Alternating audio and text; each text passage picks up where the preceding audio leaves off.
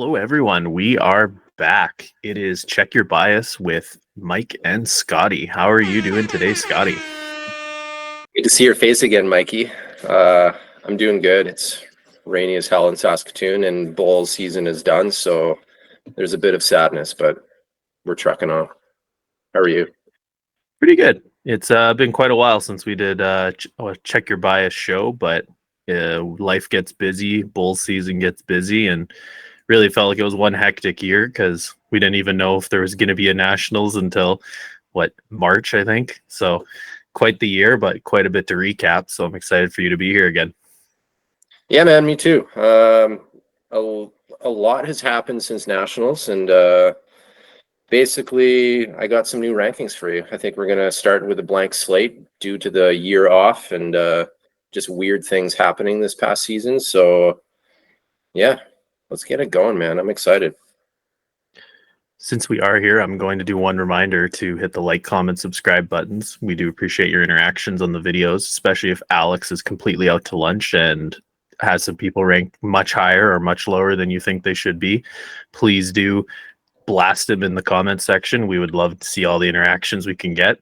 Give us the likes if you think it's a good video, you want to see more of it. We do appreciate any of the support we can get. So without any further ado, I believe you wanted to start with the ladies in your rankings, correct, Scotty? Yes, I do. And honestly, I don't even know if I should be putting this female in this list anymore. I'm doing it one more time and then probably just getting the chop. But she had such a good year. I want to reflect on it one more time. And top spot, it's still Kelly Mack. Kelly McCarrahan is easily the most dynamic player on the women's side in Canada. She has been for a long time, but getting silver at World Bowls this year, as we talked about last year, the Aussie Open Fours Championship, getting an annual invite to the Golden Nugget, like she's in a world of her own right now. And yeah, by next year, I think this is a Bester situation where she's just getting the chop and we focus on people living here because I don't think anyone will ever actually replace her. Yeah, I think you're 100% correct. Probably cemented herself as one of the best or approaching GOAT territory for Canadian women's bowls. Quite a few medals now, and silver at the Worlds, and as you said, Australian Open gold. Pretty impressive resume she's built up really over about the last decade and a bit. So can't fault that pick whatsoever. Yeah, just got to see that world gold, and I think she'll get it one of these years. So I'm excited to see that play out. Number two, this is another easy one for me. Initially, it wasn't, but Jordan Koss, mainly because she got the female player of the tournament at the Atlantic Challenge, and that's just massive given the fact that Ireland and Scotland were there, and they got some heavy hitters. So Jordan Koss is back. She was probably disappointed with her Worlds, but yeah, she's top notch. Yeah, don't have much to add there. You're pretty much right on the money with that one. Again, it's always impressive when you get a player of the tournament award. So definitely deserved. Yeah, you'll see that these next few picks, they're pretty chalky. There's a lot of runway with this female squad right now. Number three, I'm giving it to Joanna Cooper. She had another great year too, winning Pobo, the first ever Pobo in Regina with the stacked squad with Kata and company, representing Canada at the Atlantic Challenge. She's having a good time right now, and she's really honing in on her skills. And as you know, always a big fan of Joanna Cooper. And then number four, Michael, not far behind, is the Canadian Tweed, Emma Boyd. She's also refining her game quite nicely these days, being part of that Kelly McCarrahan squad at the Aussie Open. And yeah, really making a name for herself out there. So that was another easy pick for me. And then to round out the top five, Bailey Van Stein. I heard she had a pretty decent Atlantic Challenge, and she's a mainstay on that team as far as I'm concerned after the Worlds too. That's top five. Not surprised one bit. you pretty much named the ladies squad, or the top players on the ladies squad from both World Bowls and partially the Atlantic Challenge. So not shocked one bit. So nice picks there, Scotty. Yeah, like I said, chalky. I expect to get far more booze in the coming 30 minutes, but I can handle it. Number 6, got to give it to Jackie Foster, back on the squad.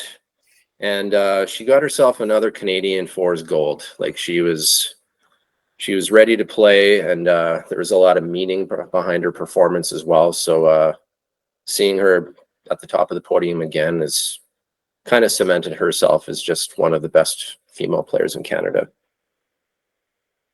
And not far behind her, very resurgent, is Linda Ng at number 7.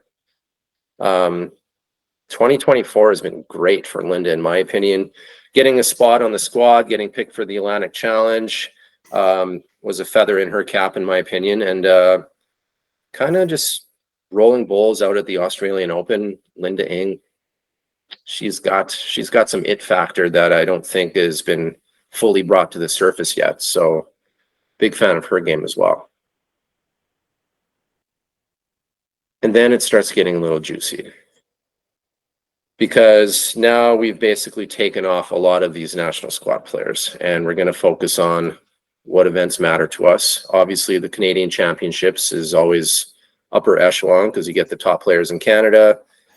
And then we'll give some shout outs to some side events as well. But number 8, I got to give to probably one of the most underrated players, in my opinion, is Jan Robinson out of Alberta.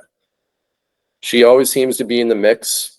She skipped the women's pairs to a gold, and she also capped it off with the overall 5-a-side championship trophy for the first time, and she was a huge part in winning that. So Jan, man, she can play. And I didn't realize how methodical she was out there. Like, she was talking like in centimeters as far as like distance to the jack in certain instances, and it was honestly really fascinating how methodical she was, because I thought she was just a player who did her thing, but she's pretty masterful about that. Number 9, man, she knocked my socks off, and it was Betty Van Willingham out of Manitoba. Like, holy crap. She's always been around the scene, as you guys know, for like years and years, peeking her head around medals every few years, but like she broke out in a big way in Milton, winning the women's singles gold, women's pairs silver. I think they took like $1,000 cash in the bowl challenge as well, or something like that. Like, I don't know if anyone outside of one of our other men that we'll talk about later had a better week than Betty. So that's an easy 9 spot for me. And then number 10, this might be contentious because she had a quiet year, but I'm not willing to boot Crystal Shepherd out of the top 10 just because she didn't do much this year.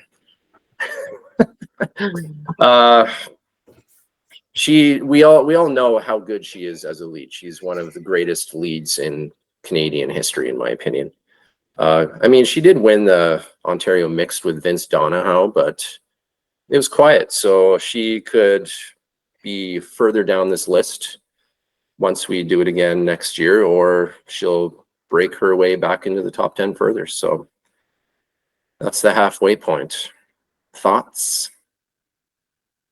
Again, like, you added in a few of the names that made the squad. Like, Linda definitely is a name that I would have highlighted myself. So making it on the squad, getting into the Atlantic Challenge, everything like that, big building year for her, probably sets herself up to potentially be a selection for whatever major international events come forward for Team Canada. So definitely there. And then your highlighting of Betty from Nationals, probably the top performer, well, and Jan, 2 of the top performers from the week. And exactly what you're saying, it was a year where we were able to observe or watch a lot more of the games than you traditionally do at Nationals. So I actually picked that up as well. The banter back and forth between her and her lead is very interesting to listen to, because they're very precise in the directions and everything they give. So yeah, good selections there. I agree. Obviously, Crystal dropping to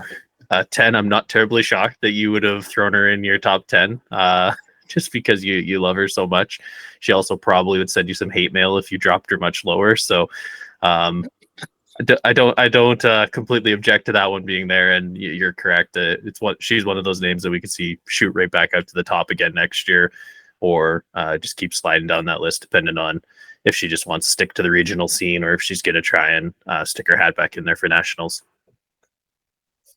Yeah, she always seems to just show her face every 2 years, and then she leaves with a gold medal, and fast forward 700 days and she does it again. So there's consistency there. Number 11, man, I have to give it to Claire Day. Not because of any of her non-national performances, but as you know, you see those belts behind you, Michael. And the first ever singles belt at the Canadian Bola Open belongs to Claire Day. And you know what? She went through a gauntlet to win this championship, to taking out like Greg and Dave, Bob, was it Roy Riggy in the semis? Some heavy hitters, and she just rolled her bowls like she did a decade ago, and it was very impressive. She basically superfly Jimmy Snuka all over the Open, and I was just very impressed with how she rocked that belt like for 24 hours. I love the imagery of Jimmy Snuka. I never equated it, but the flowers are perfectly equated to Jimmy Snuka, so that's pretty great. And not far behind her, number 12, Tammy Foster. Honestly, she's really turned a corner these last few years. Winning now seems to be an expectation for her at nationals, and that was proven with another gold. I know her and Jackie probably wished they had a better pairs turnout, but she turned it around in the fours, and she's been a huge skip player these last few years and always making podiums. So I got to give Tammy some credit. She's out of her sister's shadow now and fully in the mix, and she's always super pleasant and just does her thing. And then at 13, I got to give it to Jen McDonald. She did have a quiet season, but we know how she can play. She didn't go to Nats. She didn't go to Atlantics. She had an unfortunate first round bounce at the CBO with Wilson, but she's going to be looking to rebound, and she is still a squad member because people know how she can roll. I just hope that she has a bit more presence next year so she can kind of maintain her position here. And then 14, throwing a junior in the mix here, and that's Kira Shalo. I always butcher this name. I want to say Shallow. I'm sorry, Kira. Great person. Met her in Milton briefly, and she won another junior crown to add to her young resume. And she's definitely a player to watch in the coming years, and she's definitely part of the right province as far as development goes. So honestly, I haven't really seen much of her game, just being on the junior squad, but yeah, there's something there. And then right behind her at 15 is another young player in Amy Spence. Not the results she wanted at nationals, but it was also just great to see her there. I know she'd been making her name known on the under 25 scene, but seeing PEI back, and we even traded shirts. I got my Holy Grail shirt from Prince Edward Island now. Got to give it up to Amy Spence. Cool personality. Seems really level-headed out there, and she got her first taste of nationals, and I think we'll see her a lot more. Thoughts on those 5 there, Michael? Nothing really to pick at too much. Like Claire, obviously, I agree with her placement there. I might have thrown Claire slightly higher.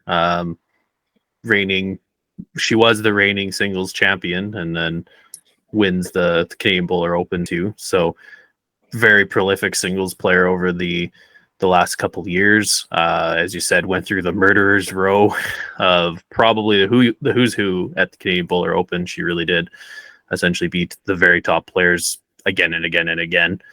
So Definitely maybe would have had Claire higher in my list personally, but everyone else there also had respectable years or has made names for themselves. Like Tammy, exactly. I would agree with you that over the last 3-4 years, they've really elevated their play.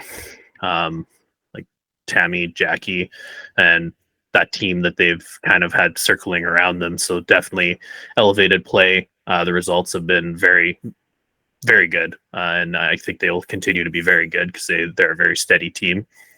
Beyond that, like Amy and Kara, picking two of the younger players, I agree with those as well. Like Kara, I think that's her third junior title in 4 years or 5 years. So Yeah. youth championship. So very much a top-notch player. And then, as you're saying, seeing Amy there at nationals was great because just seeing the Maritimes there this year was great, just to see the mixture and the different faces. So not really going to pick too much at your list because I do agree with most of those names being here. Yeah, I could see you wanting to raise Claire a bit higher. I think this is a classic case of recency bias.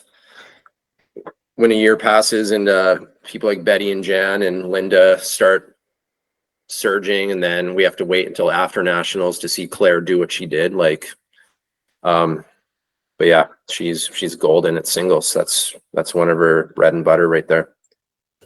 The final five for the women. I had to do some deep diving here because it's complicated right now. And I think it's fully for the taking, these final five spots. But number 16, I threw Bev Robinson in there. She was one half of the gold medal winning pairs, sisters with Jan. And from what I saw, she was just rolling steady bowls all week and kind of creating and dictating the heads a lot of times. And she played a pretty heady final as well. I managed to catch quite a bit of that too. So I'm fine with putting Bev there. She's a national champion. Number 17, Susan Hill out of Quebec. She put on quite the show in Ontario. She got a double silver. And I don't think anyone was looking at Quebec at nationals. And that's no offense to them. It's just historically their province doesn't send a lot of high-level players, and it's just a shallow province to begin with. But double silver and super under the radar the whole week too. So good for her. And right behind her was her other player, Pat Chiara. I probably butchered the shit out of that too. I'm so sorry. Again, another double silver out of Quebec. Love to see it.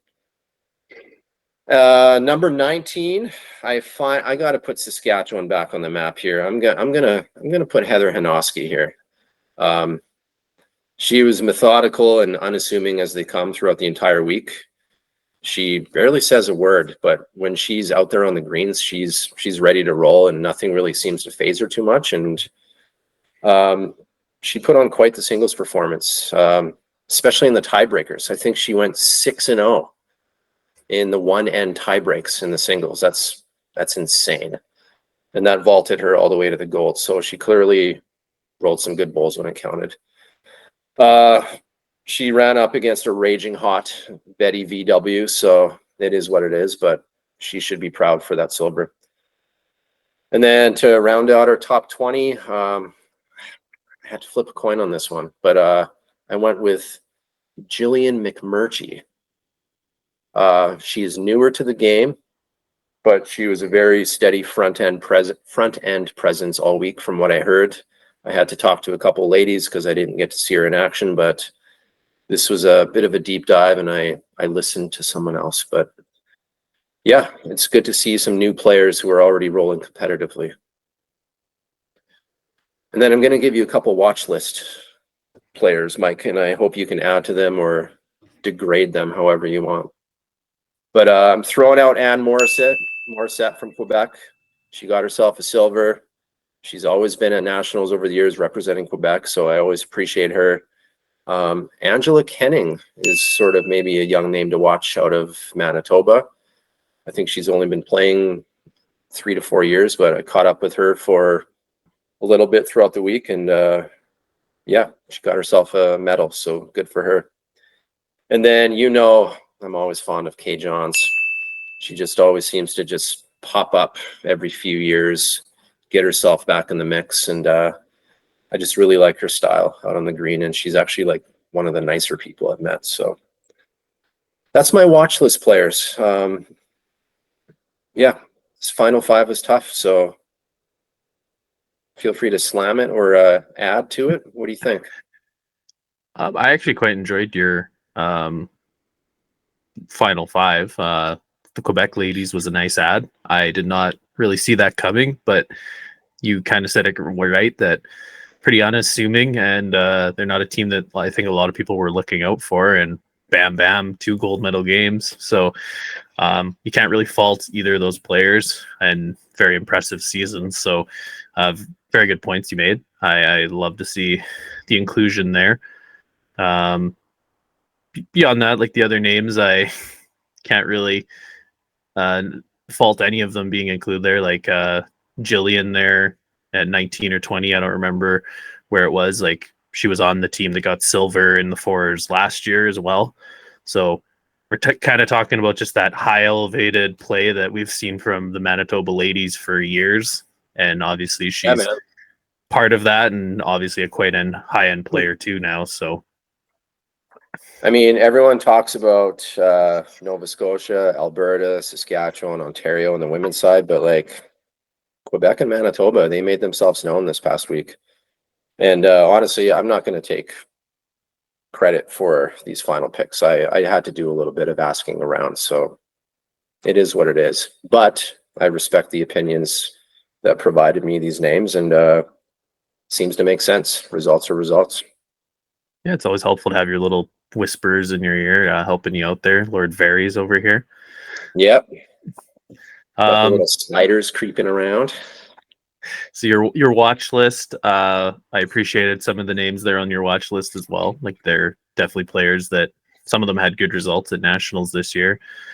Names that you potentially could throw in that list: Taryn Mitchell, impressive Roarfest / youth championship was essentially, if you're including Kara on your list, Taryn was right with her in all those events, essentially playing against each other in the finals of multiple different events. So definitely throw her name in there. She's going to be a very interesting player to watch in the coming years. I think she's going to shoot up your list within the next couple of years because she's very keen, takes the game very seriously.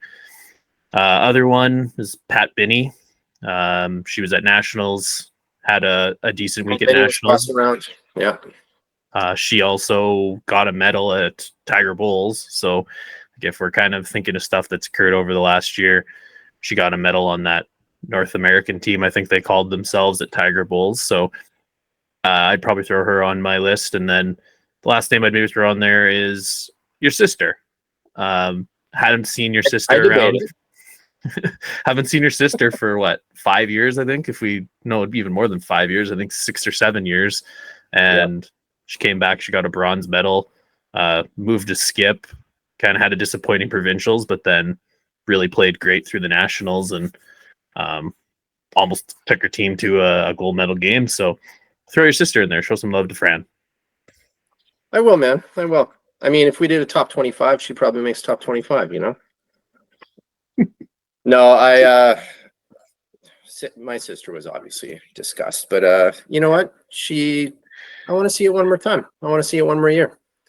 She knocked the dust off after a 6-year hiatus, and you know what? She threw some great bowls. Her and Anita had great chemistry, and getting to a medal scenario was awesome. But yeah, I'm a big brother. I'm gonna keep pressing my sister this coming year to up the ante even more, and then she breaks back through onto my top 20, because I mean, she was there at one point, and she was part of the national squad at one point. So hope to see it, Fran. Yeah, I guess the other two names that I'll maybe throw on the list.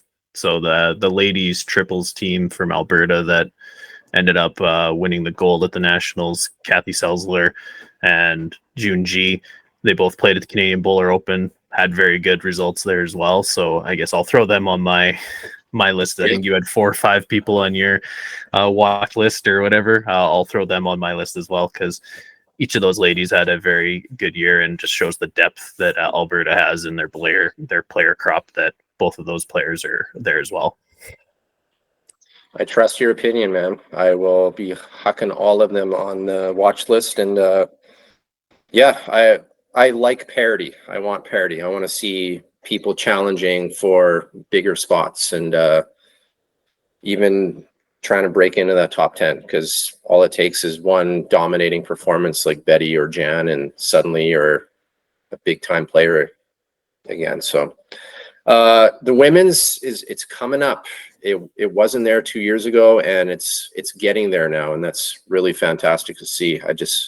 I want to see depth. I want to see people pressing and making their names known, and I think that's exactly what happened this time around. So exciting times, man. So yeah, if Alex completely butchered it, if you think there's some names missing, please do comment. Let us know your thoughts. We'd love to hear from you. We'd love to hear you sewer Al over his terrible picks, and that you're offended that you weren't on the list. It'd be great to hear from you. Yes, it would. You know what? We're probably throwing Cormac on the watch list, and honestly, just a lot of people had a very busy year and made their names known, and she had a very quiet year, but she's the defending Paris champ with Crystal, so Cormac's in the mix too. That's another little shout out there. But why don't we pivot to these men?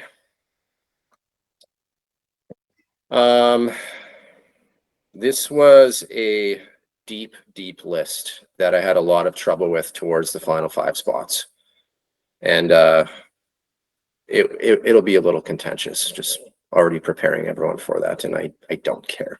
That's totally fine. But the Birdman has been dethroned, Michael, and he has been dethroned by Owen Kirby. I got a double gold, and a true natural talent and a very good person. I've always kind of said hey to Owen over the years, but I actually had a lot of good chats with him in Ontario and kind of got to play him in singles, and we had a great battle. And Kirby dominant blitzkrieged the singles, and he defeated Zwires, and honestly one of the better singles matches I've seen. The heads were just jam-packed, and I thought it was a classic as far as 5-end set finals go. But I mean, they probably would have been 21-20 if they played a full game anyway. And then he turned around and rebounded and won the pairs with Mike Bester. So, like, sure, he's not currently on the squad right now, but he's a top bowler in Canada, and he really put a statement on that with his Ontario performance. So congrats, Kirby Dominant. Well done. And then I said he dethroned the Birdman because the Birdman is number 2. He's still Pat Bird. He was dealing with a bit of a nagging injury. He didn't seem to let it affect his game too much, but you could tell something was just nagging there. But I mean, he won another gold medal in the triples, defeating us, which is devastating. But we all know how good Patty is, and then he turned around and he's got his name on those belts behind you too. So I don't think I've ever seen a more dominating first inaugural Canadian bowler performance than what Pat and John did. So good for them. Number 3, man, I'm giving it to Everett Zwires. Holy Moses, this dude rolled all week. He might be one of the most reserved gentlemen I've ever encountered in my entire life. Like even when I was playing him in the singles and he was declaring points, I had to like put my ear up to him and be like, how many? He's just so quiet, and he just rolls absolute bombs pretty much every end. But all in all, outside of nationals, he had himself a huge summer in Ontario. He could have beat Owen in the singles final, and then he lost another tough one to him in the pairs final as well. So Everett is way up here right now. Huge respect for that man. Number 4, I had trouble with number 4. But I'm going to give it to Greg. I'm going to give it to our boy Greg Wilson. It was a bit of a welcoming back party for Greg.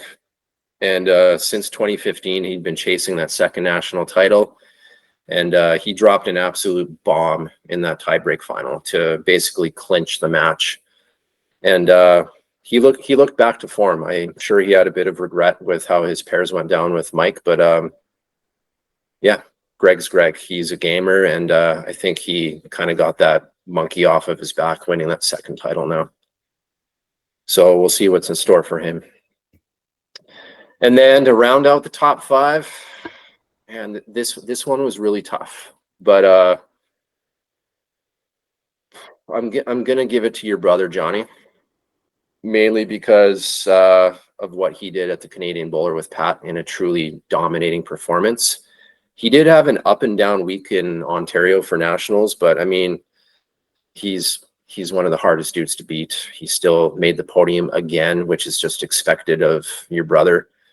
And honestly, if it wasn't for a Derek Mackay bomb in your guys' semi, maybe we're telling a bit different of a story here. But I'm fine with putting your bro back in the 5 spot. And then, yeah, the next 5 will be interesting. I'd like to hear your thoughts on those top 5. Very interesting reshuffle. Previously, you've been very heavy national team, and you've obviously made a little bit of a sway here. So you're throwing me for a loop because you typically are tossing all the national team members there, and except for Pat, I think we're looking at 5 Pat and Greg, 5 non-national team members, but 2 of them are. So I digress. Anyways, I agree with Owen. Owen had a tremendous year, and he's been tremendous for years. You give him the right teammates to play with. He's probably the best or one of the most steady players in all of Canada. And that was, I think, apparent with Mike. Mike Bester is probably one of the easiest players, easiest guys to get along with. And they obviously had great results as a pairs team. So not shocked to see him up there near the top. Pat in second, can just essentially skip over that. The performance him and John put over at the Canadian Bowler Open in the pairs was truly dominant. I think John told me a stat that they'd literally had 1 end scored against them in 3 of their games or 4 of their games. So they literally scored 13 of the 14 ends. Like, Pat is an incredible draw bowler. And if he's kind of transitioning to that in his career, being more of a front end player, obviously a gold medal in the triples, and then winning the Canadian Bowler in dominant fashion. Very, very good, top-notch player still. So definitely there. Everett and Greg, much higher than I thought they would have been in the list. No disrespect to either of them, but you definitely, I understand where you're placing them there. Like Everett, 2 silvers is obviously a very impressive year. And Greg, as you're saying, getting that gold and being selected for the national team. Just sort of the fact that neither of them previous years, but I think I kind of have almost a 2-year list where I keep results from 2 years, and you're kind of more of a who's hot now, who's not. So yeah, very interesting picks. I can't really fault them, but I'm interested where we're going to go now, because you've got a lot of names that I expected to be in the top 5 that haven't been listed. So let's see what happens. Yeah, I had troubles from like 4 to 9. But I mean, and I'm not disrespecting the squad members. It's just when we talk about Canada, nationals is our big event, and all the athletes are there. But also a lot of athletes were in Scotland for the Atlantic Challenge. It's a smaller sample size, and I honestly think just there's so much talent on the men's side right now that they're narrowing the gap, and you can start having those discussions now with the results that we're seeing. But I probably shouldn't have bounced John Bazier out of the top 5 just because of his world performance with Bester. It was just another quiet summer, and like you said, I like to focus on what's been hot for 2024.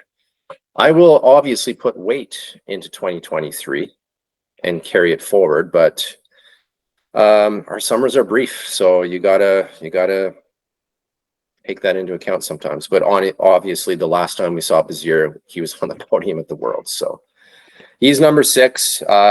Initially, I had him at number 4, and then John put on that performance at the Canadian Bowler, and Greg won the 4s. If Greg finished silver, then he's maybe outside of the top 5. So again, it's very narrow. And then the following players from 7, I'm just going to lump them together, 7 and 9. Cameron Lafrane, Bobby Law, John McDonald.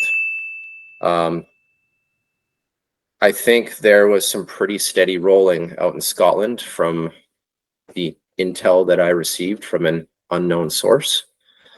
But we know what Cameron, Bobby, and John are about. They've been on the squad, or 2 of them have been on the squad for a while, and John has made a huge ascension in this past year. Obviously winning with Pat Bird for a long time in company, and then making his way onto the squad. It'll be an interesting year for these dudes. Obviously, they finished 3rd behind Ireland and Scotland, but I mean, it sounded like they belonged, and they enrolled some tight bowls. It's just certain things didn't go their way, and it's a smaller sample size. And then to round out our top 10, giving it to Brad Roden, because this dude won double gold honestly out of nowhere. I know Roden was kind of peaking himself on the scene over the last couple of years, but getting picked under Greg's wing, that was huge for his entire year. And man, he rolled some huge bowls in Ontario all week, like really clutch scenarios where he changed the dynamics of the ends and made some results happen. And even in the triples final, he responded to what I thought was the game-winning shot.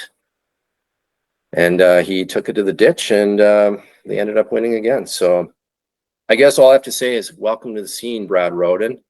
You kind of came out of nowhere, but you've obviously been developing with the right people. So that rounds out my top 10. Oh, you didn't know? Oh, you didn't know? No. Brad, I like the pick of Brad.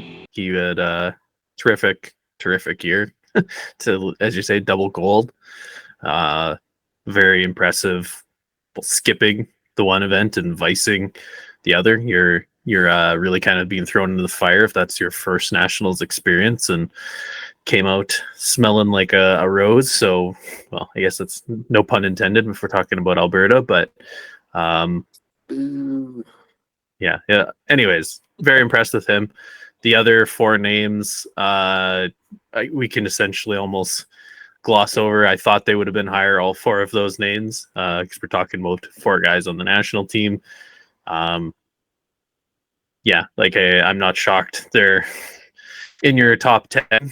I personally, I would have had each of them slightly higher in my list, but I understand, and it's interesting. It's nice to see that you're sort of swaying things around, or changing it to be more results based rather than you're on the national team, so you get a top 5 spot type of thing. So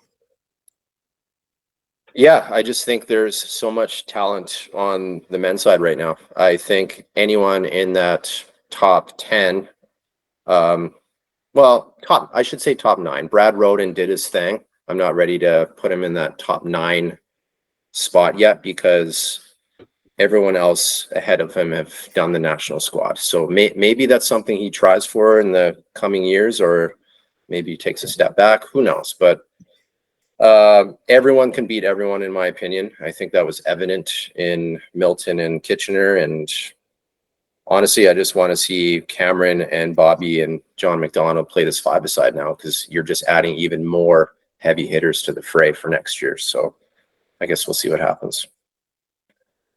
The list keeps going, man. This is a thick field.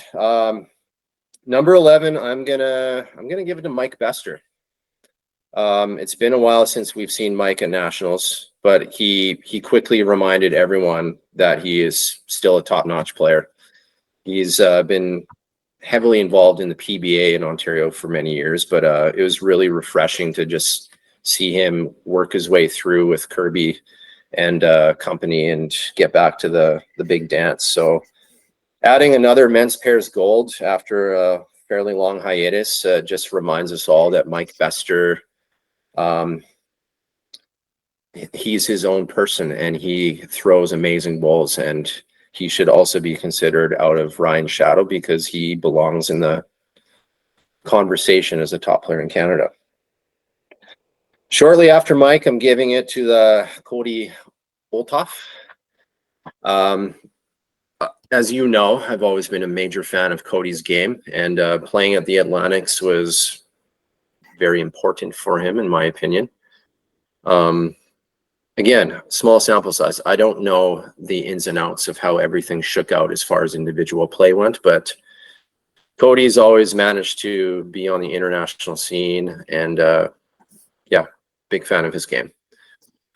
Number 13, I gotta give it to Nathan Finley out of Alberta. He shouldn't be overlooked by his counterpart in Brad Roden, because he also was a key component to winning double gold again. That's a huge feat, winning with Greg's Force team and then holding it down with Brad and Pat in the triples. Nathan's a good roller. I think he was maybe just a bit overshadowed because Brad had the opportunity to roll some huge bombs. But I'm mostly pleased with how this shook out because I did have Finley on my watch list last year. So seeing him prove it to everyone is super important for his game. And honestly, he was just an awesome dude. I hung out with him a lot and hope to see him again for sure. Number 14, great shot, Kata Watson.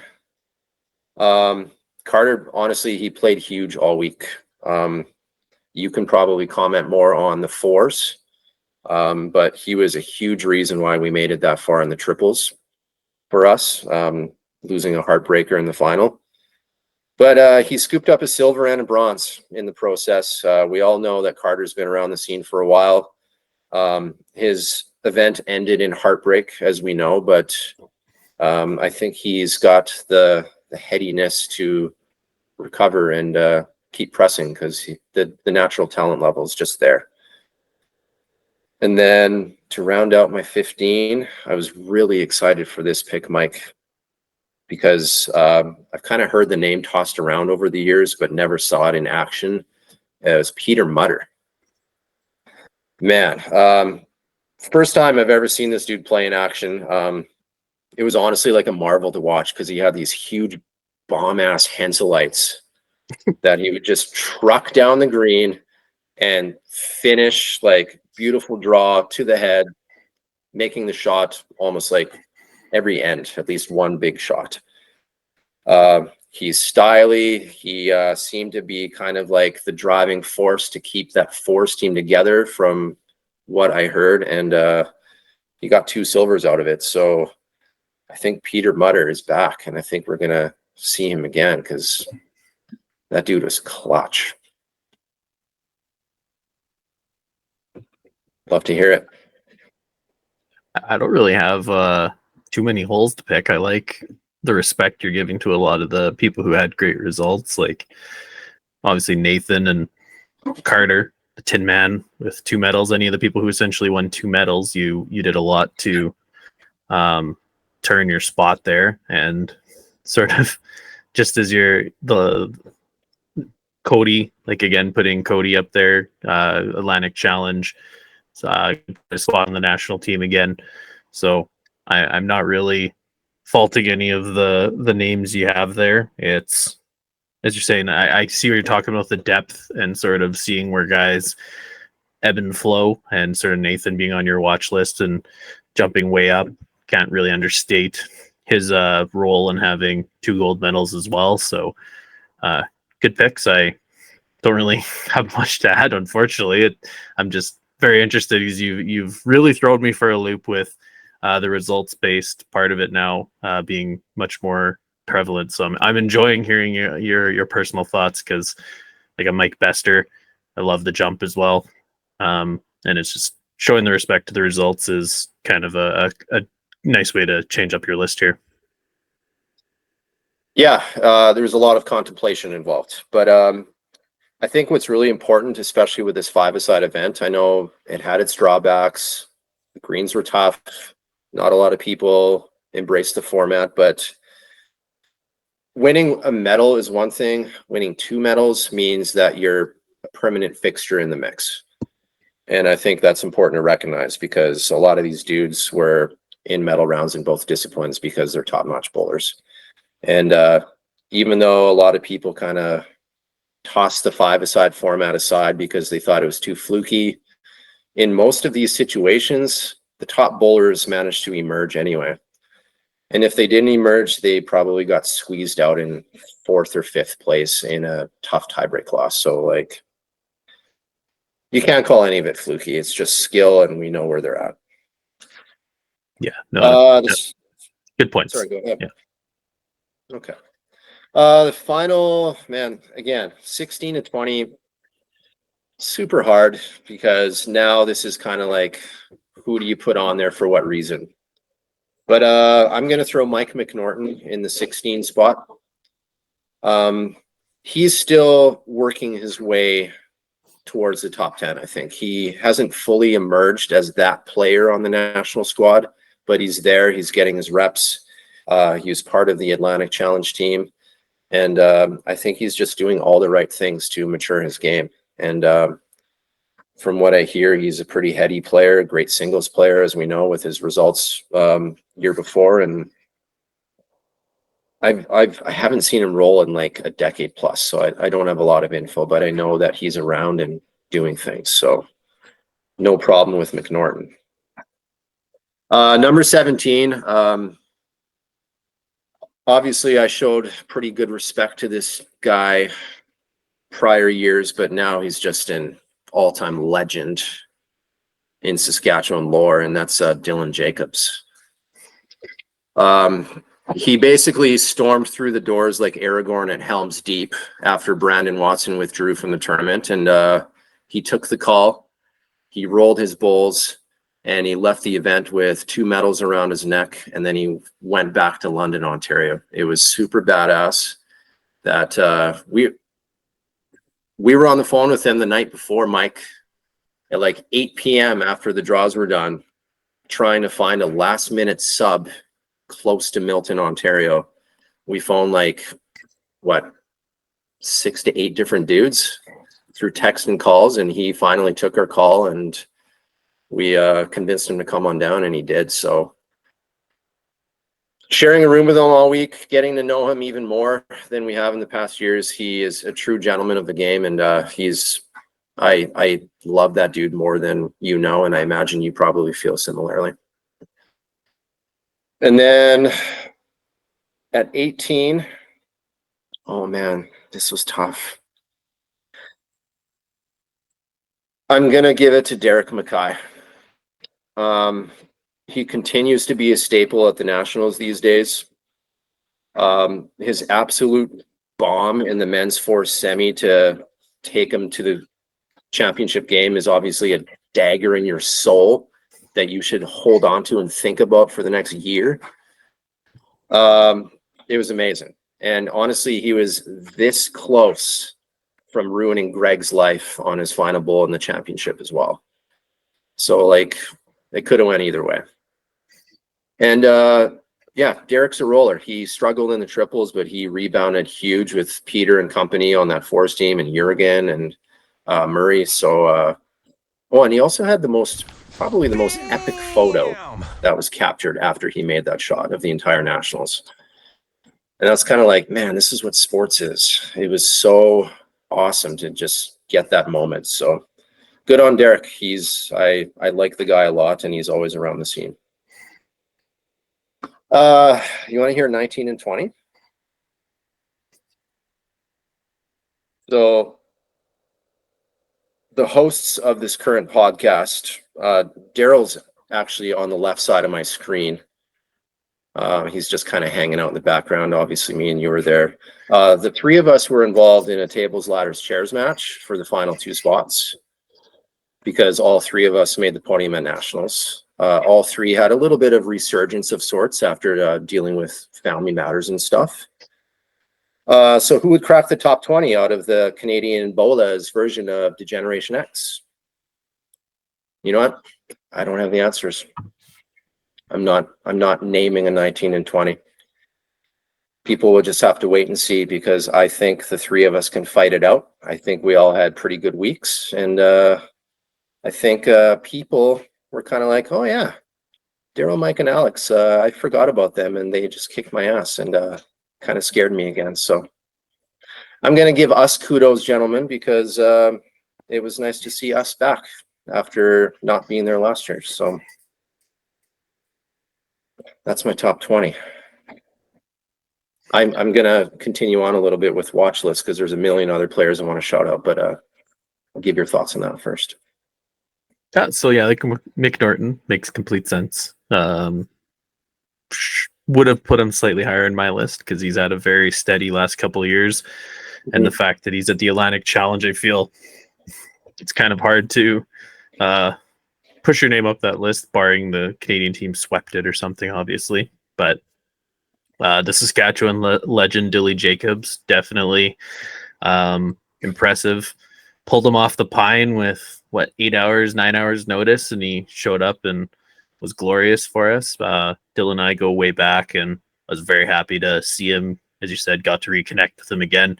So he's been a brother for 10 years, and I was so happy to have him back. So definitely once again showed why he's probably one of the most consistent, especially front end players, just deadly steady, really solid head on him, great team player. So very smart to put him there.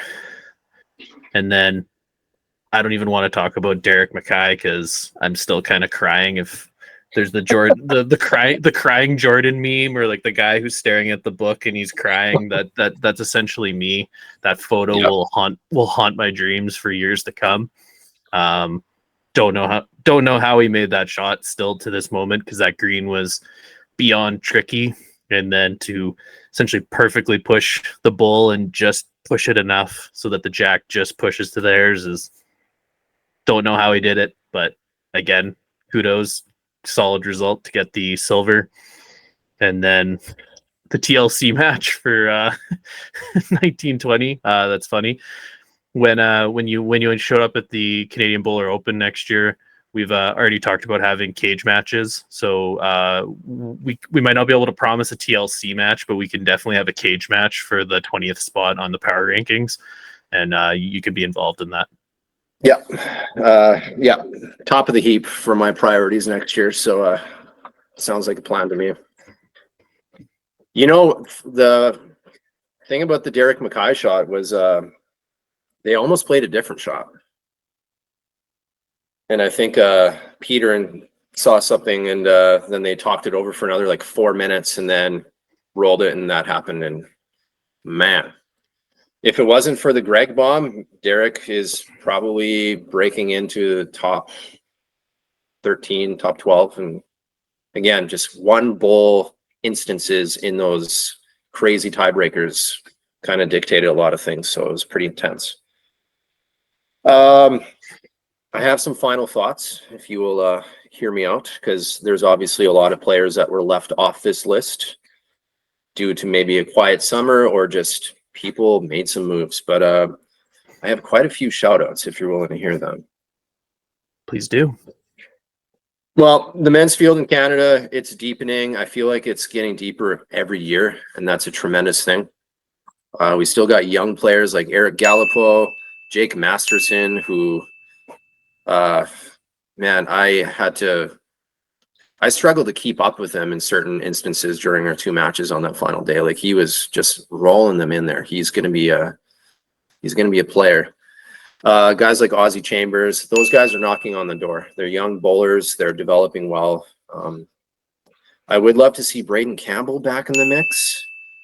I don't know if he's just like a dad who just plays darts now, but he's too good of a bowler to not have play again. Like, he's got to come back. And then you got a ton of savvy vets like David Anderson, Kerry Lucier, Dave Defoe, David Llewellyn, Michael Riley, Bob Van Willingham, who put a dagger through my heart with his final bowl in the tiebreak singles to indirectly cost me like a massive point. The Viking John Bjornsson, man, it was so good to see John Bjornsson. Shout out to him, because it had been a while since I've ran into that dude again. And then, of course, Bob Seltzer. We almost knocked on his door as a potential replacement at one point. And then he ended up rolling all the way to the Canadian Bowler final in the singles against Claire. Just came up against a juggernaut. So there's some heavy hitters there. And then that's not even accounting for all of our upcoming youth, Mike. We got Jack Fowler, this year's gold medalist. Shout out to him for making that happen. Logan Saunderson, who's been a staple for a while.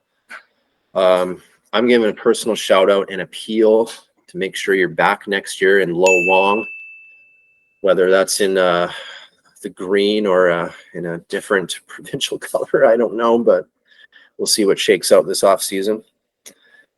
And last but certainly not least, I would like to recognize and congratulate Andy Caldwell. I think it's important to recognize parabowling as well. He won his third singles title in a row.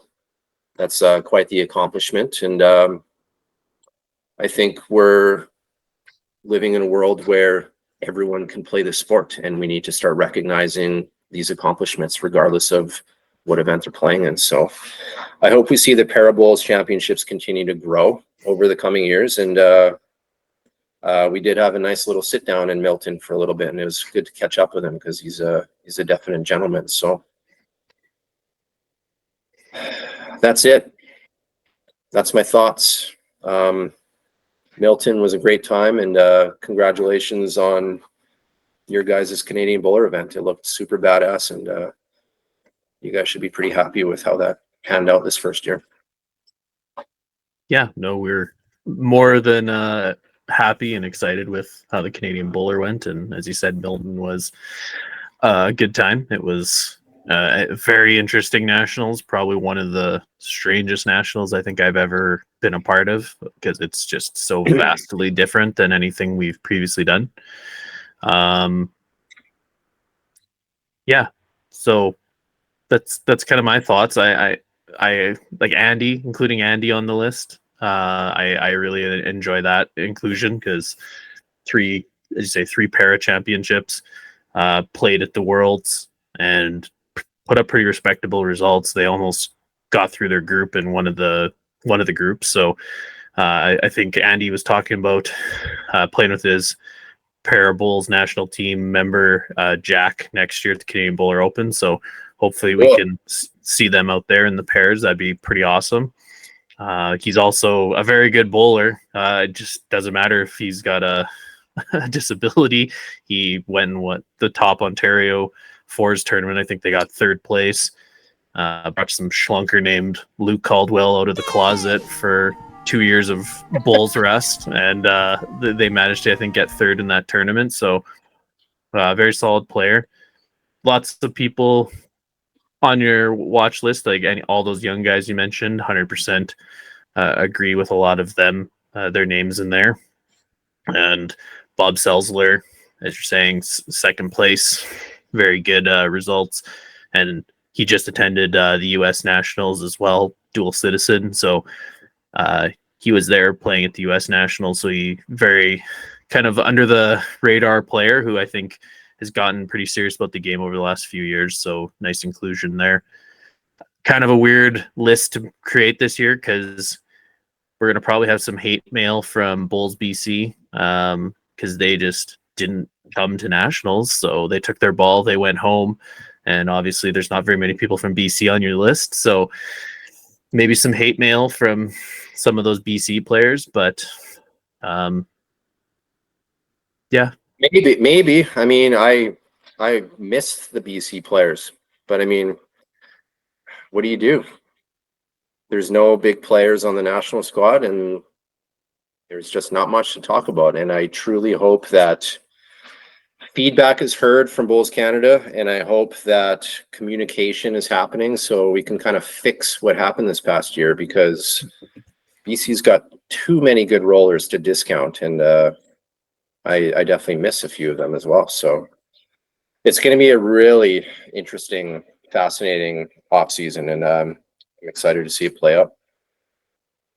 Yeah, well said. I think next year is going to be a pretty big year for bowls in Canada. Like, there's potentially going to be big changes again, or could be a little bit of a building on what happened this current year. Like, I know the Canadian Bowler Open, I'll confidently say, is going to be back. I would expect some of the other events that have popped up, probably they'll be back as well. Like, I wouldn't be shocked to see a Pobo back.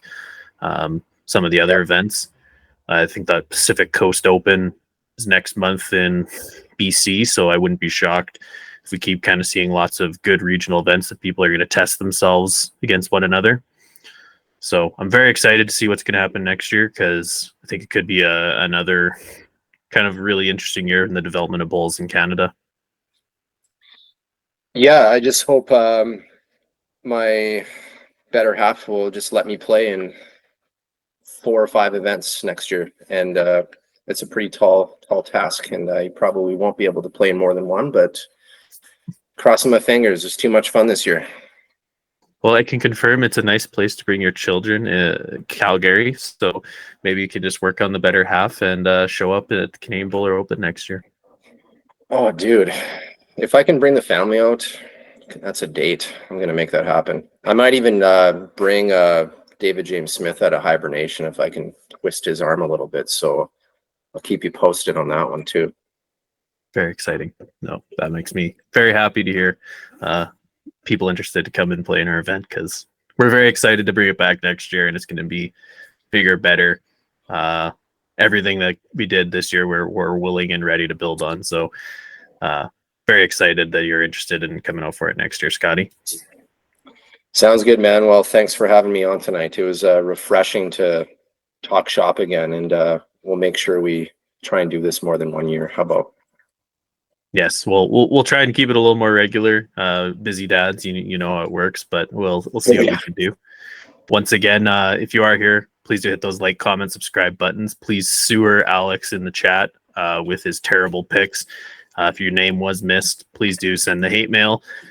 We will make sure Alex sees it, and definitely he loves to be told how bad he picked his teams.